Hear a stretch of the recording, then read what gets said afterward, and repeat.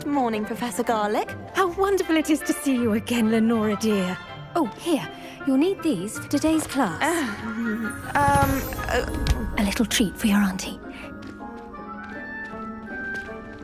Ah, hello. Class, please welcome the newest rose in our garden. We do look forward to growing together. How thrilling it is to have everyone back together again. This year will be filled with enchantment and excitement, but the most important thing cultivated in herbology is knowledge. The prudent herbologist is no more afraid of the venomous tentacula than the bouncing bulb. Now then, today we will be acquainting ourselves with the mellifluous tuber known as the mandrake root. Accio. Let's see if we can't make our fibrous friends a bit more comfortable, shall we? First, let's protect our ears.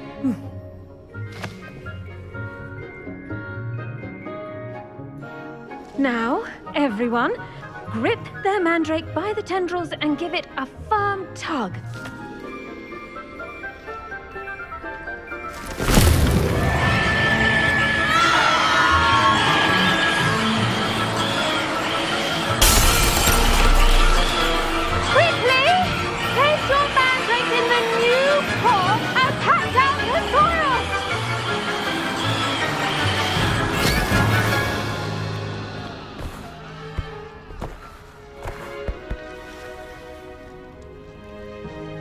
The soil should envelop the root like a warm, dirty blanket, putting the mandrake right at ease. Reparo!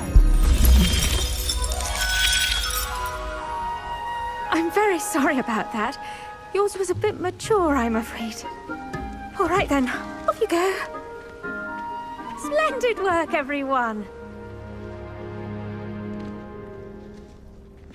Now, for our next task, we'll be planting Dittany at our potting tables.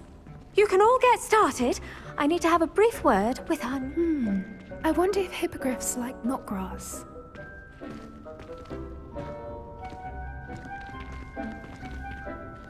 Yes, Professor? Firstly, well done with your mandrake.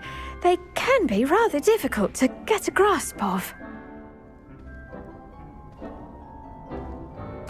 Actually, I enjoyed it. I couldn't help but catch your enthusiasm. How kind of you. It seems you're already taking to herbology like a mandrake to fresh soil. Now, as I mentioned, next we'll be planting Dittany. Let us find you some seeds. I already have some, Professor. Picked them up in Hogsmeade. You visited the Magic Neep. Wonderful! A prepared student is bound to bloom. I've arranged for you to have your own potting table here in the classroom. Wasn't easy to spare one on such late notice. Plant the seeds there now, and you can return to harvest them later. Even with soil, sunlight, and a bit of magic, they will take time to grow. Let's see how to balance my star thistle arrangement. Miffler's Fancy or roses?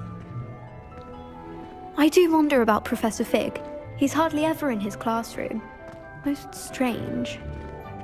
The best time to plant a seed is last season.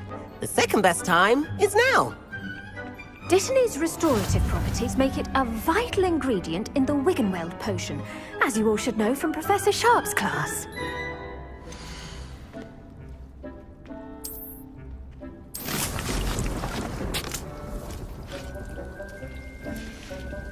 Well done! Once it can be harvested, your Dittany will be ready to use in Wiggenweld potion. I'll let Professor Sharp tell you about that. Now, what say we branch out? Introduce you to a different sort of flora, the Chinese chomping cabbage. You'll find that some plants are better suited to uses outside of a cauldron. The cabbages do get testy without something to chew. Fortunately, I have a dummy for them to gnaw on. Be a dear and let them have a good chomping. Yes, Professor. They're in the other greenhouse. It's just at the end of the footbridge leading out of this room. Your classmate, Mr. Pruitt, has kindly offered to accompany you. Come back and see me when you're finished. Oh, and mind your fingers. They do bite.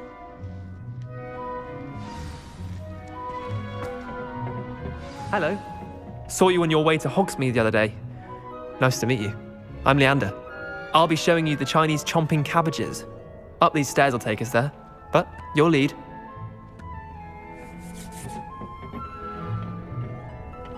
Nice work in Defense Against the Dark Arts, by the way. Excuse me? Your duel with Sebastian! And he's good. Thinks he's really good. But you outright slaughtered him. It was brilliant. Oh, well, thank you. I nearly put Sebastian in his place myself. I mean, I would have, if Hecate hadn't stopped me.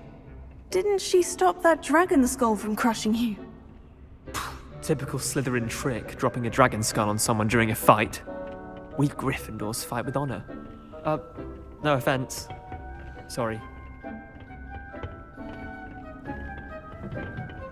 Here we are, home of the Chinese chomping cabbage. Go on, grab a few of those cabbages. Just mind. Now, see that dummy? Just toss the cabbages a bit, and they'll do the rest.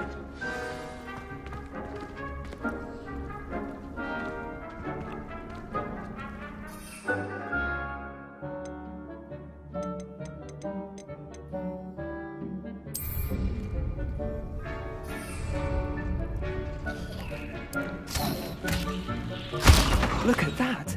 They'll chomp on anything they can get their mouths on. Mum planted some in her garden last year to keep the gnomes out. Did save her the de-gnoming, but they left her honking daffodils in tatters. Vicious little bastards, aren't they? My kind of plants. Not like stupid booba tubers and bouncing bulbs. The kind of plants that'd have your back in a fight. Not saying you can't go it alone, but, well, imagine that wasn't a dummy.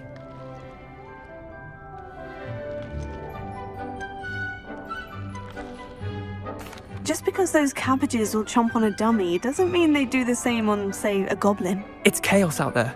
Trolls in Hogsmeade and such. You can't be above throwing a cruciferous vegetable if necessary. Dogweed and deathcap has more of them, if you're keen. Other plants too. Ones your parents wouldn't plant in the garden. You get the idea. Anyway, we probably ought to head back to class. Take your time. I'll see you back in class.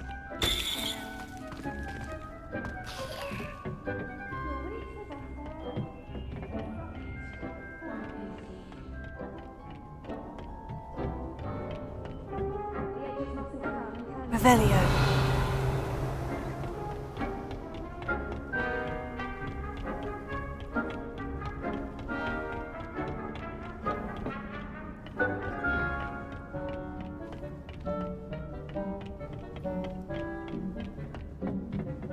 And with that helpful reminder as to why we should always wear our dragon hide gloves, I shall end our lesson here.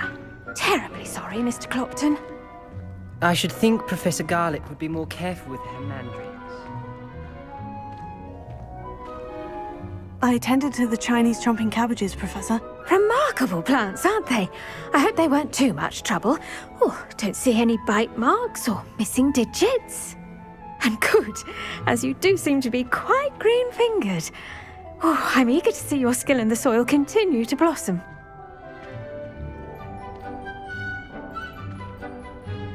Magical plants have so much to offer. I'm eager to learn more. I'm glad. Herbology is a bounteous subject. Tend to your garden, and it will tend to you. Well, I suppose that's everything. Do come by for a chat sometime. I so enjoy checking in with my new students.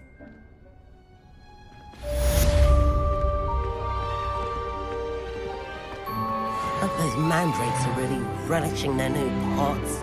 Only cost me my damned hearing.